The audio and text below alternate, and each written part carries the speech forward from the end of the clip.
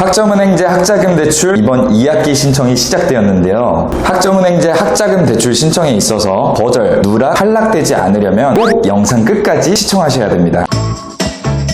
학자금 대출은 나라에서 학비를 지원해주고 대출 기간 동안 원금을 분할해서 상환하는 제도인데 이번 2023학년도 1학기부터는 학점은행제를 이용하시는 학생, 학부모님들의 교육비 부담을 줄이고자 시행되었습니다. 원래는 일반 정규대학을 다니고 있는 학생분들에게만 가능했던 사항이지만 교육부 발표에 따르면 2023년도 학점은행제 학생분들까지도 가능한 것으로 발표가 되었습니다. 참고로 이번 23년도 2학기는 4월 기준 가계대출 평균 4.82%임에도 불구하고 학생과 학부모님들의 교육비 부담 경감을 위해 이율이 무려 1.7%로 동결되었다고 합니다. 현재 시중금리에 비하면 확연히 낮은 이율이죠. 그럼 학점은행제 학자금 대출 신청에 있어 몇 가지 알아두셔야 하는 부분이 있는데요. 신청 자격에 대해서 먼저 아셔야 합니다. 첫 번째는 신청 대상 나이는 학자금 대출 신청하실 때의 나이가 만 55세 이하이어야 합니다. 다만 만 55세 이전에 학점은행제 온라인 대학교 과정을 시작해서 중도 포기나 중단 없이 교육을 진행하고 계신 분들 한해서만 59세까지도 학자금 대출 혜택을 받으실 수 있습니다. 두 번째는 성적 기준입니다. 성적 기준은 이제 막 처음으로 학점은행제 교육을 시작하시는 분들은 따로 정해진 기준은 없는데요. 단 기존 학생분이시라면 직전 학기 성적이 평균 70점 이상이어야 하고 등급으로는 C등급 이상이어야 실행하실 수 있습니다. 세 번째는 신용 조건입니다. 대부분 2023년도 1학기 기준으로 2854분께서 신청하여 2494명의 학생분들이 신청하게 됐었는데요. 이 중 206명은 신용 조건 혹은 성적 기준 미달로 탈락을 했었고 154명은 심사 통과가 됐었지만 대출 실행을 하지 않았다고 합니다. 이처럼 개인 신용도에 따라서 심사에 있어 탈락이 되실 수 있는데요. 금융채무 불이행으로 체납 금액이 있으시거나 중복 지원을 하는 경우에는 신청 제한이 될 수 있으니 꼭 참고하셔야 됩니다. 마지막으로 교육부에서 발표한 사항으로 소득 기준은 제한이 없으나 본인 신용도, 나이, 성적에 해당되는 부분이 없다면 충분히 심사 승인이 될 수 있으실 거예요. 여기까지 신청 자격에 대해 말씀드렸는데 그럼 신청 기간과 함께 방법 등에 대해 얘기를 해드릴게요. 여기서부터가 정말 중요합니다. 조금 더 집중해서 끝까지 보시면 누락될 일 없이 잘 신청하실 수 있게 되실 겁니다. 먼저 신청 기간을 말씀드리자면 2023년 7월 5일 수요일 오전 9시부터 2023년 10월 25일 수요일 오후 6시까지 접수를 하고 있습니다. 단 주말이나 공휴일에는 접수가 불가합니다. 그리고 한도의 경우 꽤나 폭넓게 가능하신데 1인당 최소 10만원 에서 최대 4천만원까지 지원을 받으실 수가 있습니다. 절차를 간략하게 말씀드리도록 할게요. 첫 번째, 수강할 교육원의 과목을 선택한 후 최종 결제 방식을 카드 결제나 실시간 계좌이체가 아닌 반드시 가상계좌로 선택하여 수강 신청을 먼저 해주시면 됩니다. 그리고 두 번째, 한국장학재단에서 학점은행제 학자금 대출 신청하기를 클릭하시고 온라인상으로 접수를 할 수 있습니다. 신청한 후에는 온라인 금융교육을 이수해야 하며 10분 동안의 동영상 교육을 듣지 않게 되면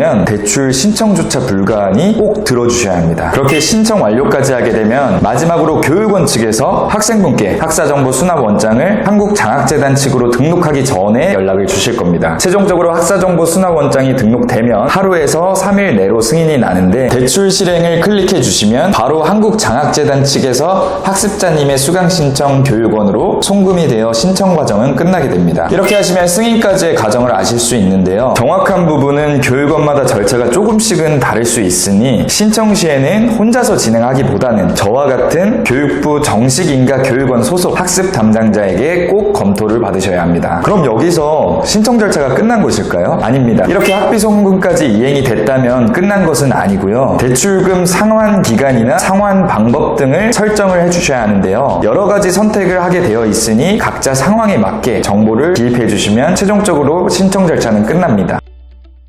그럼 마지막으로 학업과정 안내와 관리를 받기로 한 1:1 전담 담당자에게 과목은 맞게 신청됐는지, 학자금 대출로 교육원에 결제가 완료가 된 것인지에 대해서는 정확하게 검토를 받으시면 됩니다. 마지막까지 꼭 잘 확인해 보시길 바라겠습니다. 그럼 신청까지 하셨다면 23년도 1학기 때 많이 하셨던 실수에 대해서 말씀드려 볼게요. 첫 번째, 한 학기에 여러 교육원에서 학자금 대출을 실행하시면 안 되고 한 학기에는 꼭 1회만 신청하셔야 합니다. 만약 본인의 전공이 고용에 있어서 두 가지 교육원을 나눠서 수업을 들어야 할 경우 1번 교육원 혹은 2번 교육원 둘 중 한 교육원의 강의에 대해서만 학자금 대출 실행이 가능합니다. 두 번째, 대학생인데 학점은행제를 같이 병행하고 있는 경우 학자금 대출 실행이 가능한가요? 아닙니다. 원래 대학생이시고 기존에 학자금 대출을 실행한 것이 있다면 중복 대출은 불가합니다. 세 번째, 빠르게 신청 절차를 진행하는 것입니다. 왜냐하면 교육원에서 가상계좌로 결제 방식을 선택하실 때에는 3일에서 5일로 지정이 되시는데요. 신청 이후 학사정보 수납 원장에 대한 부분으로 인해 교육원 측에서 연락이 가실 텐데 이게 미뤄지다 보면 학자금 대출 신청과 교육원 수강 신청을 재신청해야 되는 상황이 초래합니다. 그리고 마지막 주의사항은 학점은행제 학자금 대출을 모든 교육원에서 실행 가능한 것은 아닙니다. 교육부에서 정식으로 인가된 교육원이어서 학점 연동은 되지만 학자금 대출 자체가 허가된 곳은 따로 있는데요. 교육원의 종류는 워낙 많기 때문에 한국장학재단 홈페이지를 통해서 조회를 해보시면 됩니다. 이와 같이 많은 교육원에서 실행이 가능하기 때문에 정확하게 본인이 수행해야 하는 과정에 있어서 가능한 교육원으로 신청을 하셔야겠죠. 학점은행제 학자금 대출이 올해 23년도 1학기로 처음 시행됐었기 때문에 헷갈리시고 누락되는 경우가 많으실 것으로 예상이 되는데요. 학점은행제 학자금 대출을 안전하게 실행하여 승인받고 교육을 듣고 싶으신 분들은 댓글로 궁금하신 점을 남겨주시거나 댓글창에 링크를 통해 문의를 주시면 각자 상황에 맞게 더 자세히 말씀드릴게요. 그럼 지금까지 학점은행제 룸멘토였습니다. 감사합니다.